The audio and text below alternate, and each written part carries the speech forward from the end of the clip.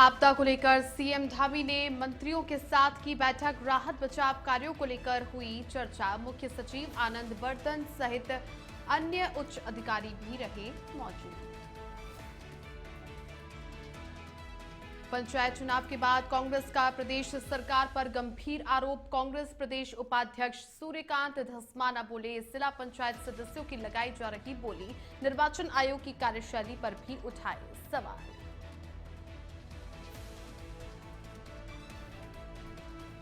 अल्मोड़ा में आईटीबीपी जवानों ने निकाली तिरंगा यात्रा। हाथों में तिरंगा लेकर निकले जवान, देशभक्ति के लगाए नारे।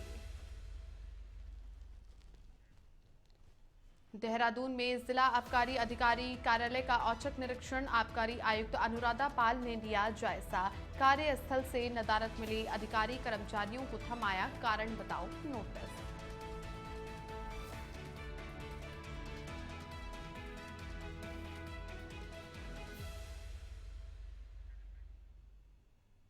नमस्कार, वंदे भारतम इंडिया अहेड देख रहे हैं आप और आपके साथ हूं मैं छवि फागना। बुलेटिन की शुरुआत करते हैं। मुख्यमंत्री पुष्कर सिंह धामी ने अपने मंत्रिमंडल के सहयोगियों के साथ में बैठक करके प्रदेश में आई आपदा और राहत बचाव कार्यों को लेकर चर्चा की। मुख्यमंत्री पुष्कर सिंह धामी उत्तरकाशी से वीडियो कॉन्फ्रेंसिंग के जरिए बैठक में जुड़े, जबकि प्रदेश के मंत्री सचिवालय में मुख्य सचिव आनंद बर्धन अधिकारियों के साथ में मौजूद रहे।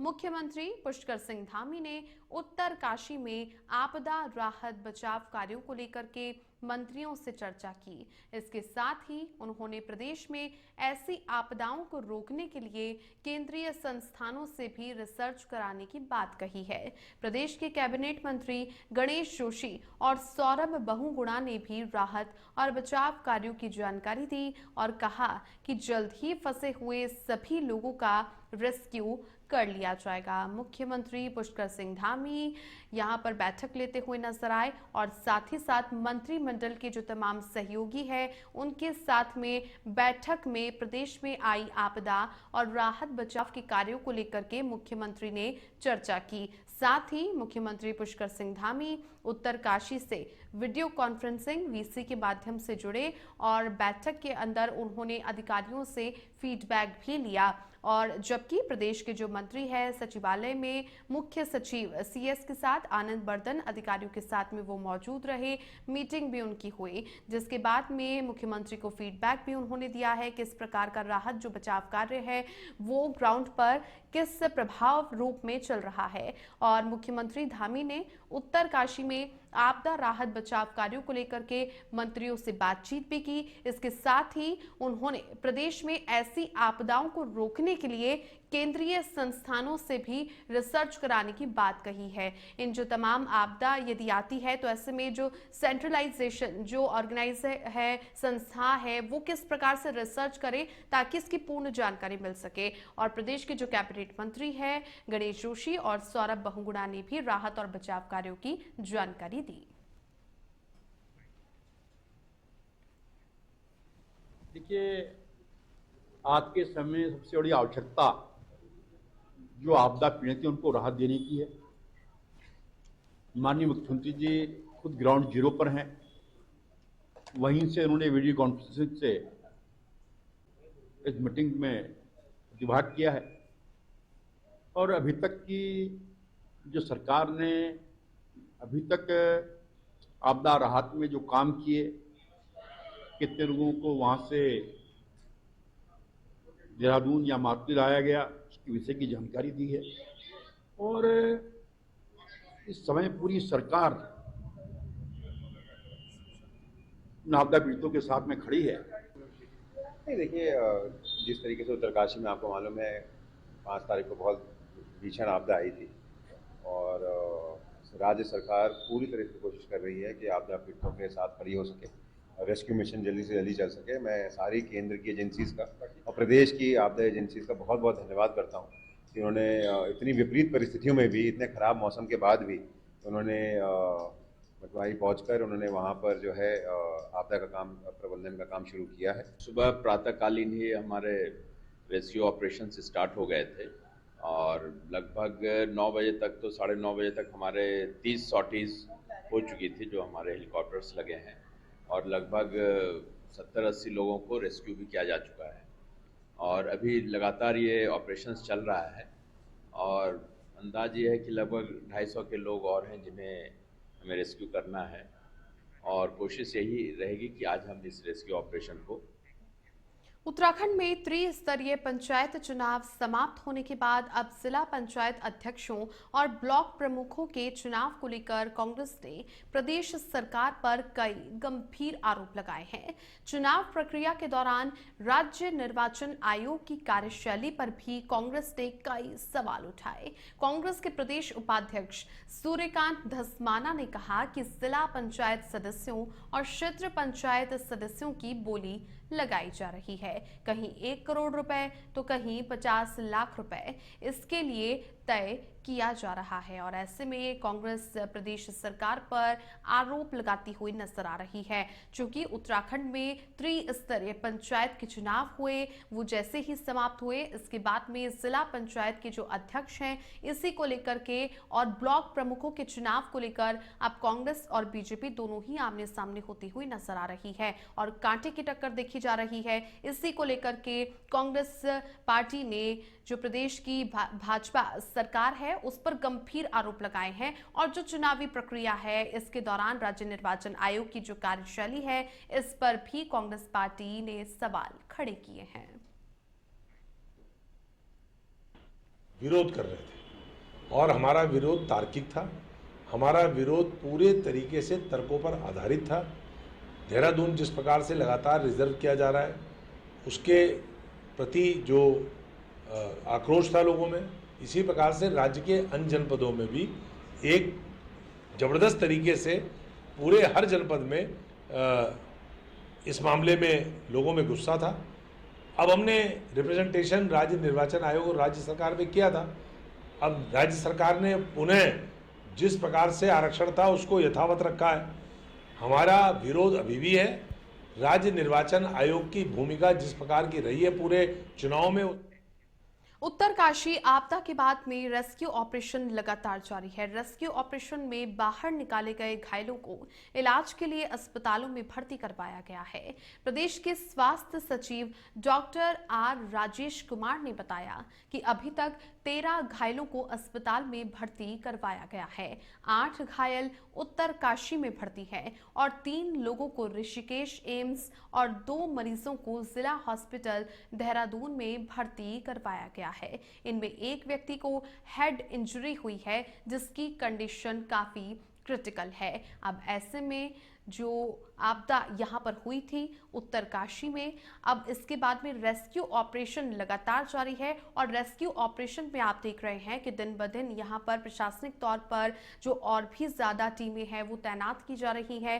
रेस्क्यू ऑपरेशन में बाहर निकाले गए घायलों को इलाज के लिए तमाम अलग अलग अस्पतालों में भर्ती करवाया गया है। देखिए, अभी तक 13 पेशेंट्स की सूचना है और इसमें 8 पेशेंट्स अभी डिस्ट्रिक्ट हॉस्पिटल उत्तरकाशी में भर्ती हैं और उनकी स्थिति सामान्य है और वो आउट ऑफ डेंजर हैं।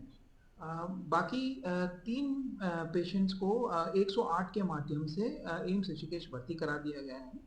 उनमें से 2 पेशेंट्स की स्थिति अभी आउट ऑफ डेंजर बताई जा रही है और एक सिविलियन है उसमें जिनको हेड इंजरी हुआ है और उनकी स्थिति थोड़ी क्रिटिकल बताई जा रही है। बाकी 2 पेशेंट्स कल ही जो मिलिट्री हॉस्पिटल देहरादून है। उत्तराखंड के उत्तरकाशी जिले में धराली में आई आपदा से सब लोग दुखी हैं। राज्य में मुख्य विपक्षी दल कांग्रेस ने प्रदेश अध्यक्ष करण माहरा भी धराली के लिए निकले हैं, लेकिन टूटी सड़कों के कारण वाहन नहीं चल पा रहे हैं। ऐसे में करण माहरा भी पैदल ही धराली जा रहे हैं। उनका एक वीडियो भी सामने आया है और इस वीडियो में करण माहरा रस्सी के सहारे नीचे उतरते हुए दिख रहे हैं। पीसीसी अध्यक्ष करण माहरा का आरोप है कि मैं धराली जाना चाहता हूं, वहां पर मेरे अपने तड़प रहे हैं, घर मलबे में दब गए, पर सरकार की संवेदना अब तक दब चुकी है। उन्होंने आरोप लगाया है कि 2 दिन से भटवाड़ी में प्रशासन ने मुझे रोक रखा था, ना जाने देने की कोई वजह नहीं बताई। शायद उन्हें डर है कि कोई जाकर सच देख ना ले। ऐसे में ग्राउंड पर उतरते हुए पीसीसी चीफ नजर आए और करण माहरा ने कहा कि मैं खुद जो इस आपदा में दुखी लोग हैं वहां पर क्या मौजूदा स्थिति है इसी को देखने के लिए निकल पड़ा हूं। मुझे प्रशासनिक तौर पर रोका गया, लेकिन अब ऐसे में चाहे टूटी सड़कें हों, वाहन नहीं चल पा रहे हों, मैं पैदल ही धराली जा रहा हूं। उनके धराली जाने का एक वीडियो भी वायरल हो रहा है और इस वीडियो में दिखाई दे रहा है कि करण माहरा रस्सी के सहारे नीचे उतरते हुए दिखाई दे रहे हैं और ऐसे में धराली जाने के लिए वो अपने लोगों से मिलने के लिए काफी बेताब है। अब ऐसे में मलबे में लोग दबे हुए हैं, सरकार की संवेदना दब चुकी है। इस प्रकार के आरोप करण माहरा ने लगाए हैं। आबकारी विभाग में लापरवाह और गैर जिम्मेदार अफसर पर शिकंजा कसना शुरू हो गया है। आबकारी आयुक्त अनुराधा पाल ने गढ़वाल मंडल और जिला आबकारी अधिकारी देहरादून के कार्यालय का औचक निरीक्षण किया। इस दौरान कई अधिकारी और कर्मचारी अपने कार्यस्थल से अनुपस्थित पाए गए, जिससे आयुक्त का पारा भी चढ़ गया और तत्काल संबंधित अधिकारियों से स्पष्टीकरण भी मांगा और नदारद रहने पर उन्हें कारण बताओ नोटिस भी जारी कर दिए। निरीक्षण के दौरान आयुक्त ने स्पष्ट शब्दों में कहा कि सरकारी दफ्तरों में समयबद्ध उपस्थिति और कार्य निष्पादन जनता की सेवा के लिए अत्यंत आवश्यक है। आयुक्त ने चेतावनी दी है कि यदि कारण बताओ नोटिस का जवाब संतोषजनक नहीं मिला तो विभागीय कार्रवाई से लेकर सेवा संबंधित दंड तक की प्रक्रिया भी अपनाई जाएगी। ये हमारा जुटांडा लखौंड स्थित जिला आबकारी कार्यालय भी वहीं पर है और गढ़वाल मंडल का कार्यालय भी वहीं पर है और प्रवर्तन कार्यालय भी वहीं पर है। तो आज मैंने वहाँ का एक औचक निरीक्षण किया, परंतु मैं बहुत डिसअपॉइंट हुई। वहाँ पर हमारे जो जॉइंट का है वो भी वहाँ पर उपस्थित नहीं थे, डीसी भी उपस्थित नहीं थे। और ये निरीक्षण भी इसलिए मैंने किया क्योंकि वहाँ पर जो बेसिक सुविधाएं हैं जो हमारे परिवर्तन के लिए होनी चाहिए वो भी अप टू द मार्क नहीं है। बिल्डिंग की कंडीशन भी काफ़ी ख़राब है, जो सीधे सीधे प्रतीत होता है कि जॉइंट और ये बिल्कुल भी ध्यान नहीं दे रहे हैं। जब हम बात करते हैं कि हमें परिवर्तन करना है, इन्फोर्समेंट बढ़ाना है, तो हमें एक बेसिक फैसिलिटीज़ अपने इन्फोर्समेंट के जितने भी कर्मचारी हैं उनको देनी पड़ेगी। तो इसको सोचकर मैंने निरीक्षण किया था, लेकिन बहुत डिसअपॉइंटमेंट हुआ कि वहाँ पर कोई नहीं मिला है। तो दोनों ऑफिसर्स को मैंने शोकॉज किया है और उसका एक बार बिल्डिंग को मैंने पूरा अच्छे से देखा, उसका एक बार लेआउट बनाकर उसमें क्या सुविधाएं हो सकती हैं, क्या अच्छे से उसको किया जा सकता है वो देखेंगे और दोबारा से उनके सारे डॉक्यूमेंट जितने भी हैं वो सब तलब। अल्मोड़ा के बिमोला स्थित आईटीबीपी के क्षेत्रीय मुख्यालय में तिरंगा यात्रा निकाली गई, जिसमें आईटीबीपी के जवानों ने बढ़ चढ़कर भाग लिया। डीआईजी रवि कुमार के नेतृत्व में कोसी बाजार से आईटीबीपी कैंप बिमोला तक निकाली गई इस तिरंगा यात्रा में जवानों ने तिरंगे को लेकर सड़क पर मार्च किया और देशभक्ति के नारे लगाते हुए लोगों को देशभक्ति के लिए प्रेरित किया। इस तिरंगा यात्रा का उद्देश्य लोगों में देशभक्ति की भावना को बढ़ावा देना और राष्ट्रीय ध्वज के प्रति सम्मान प्रकट करना था। ये तिरंगा यात्रा जो है ये भारत सरकार के आदेश अनुसार किया जा रहा है। इसका उद्देश्य है कि आम पब्लिक में देशभक्ति की भावना को उजागृत करना है।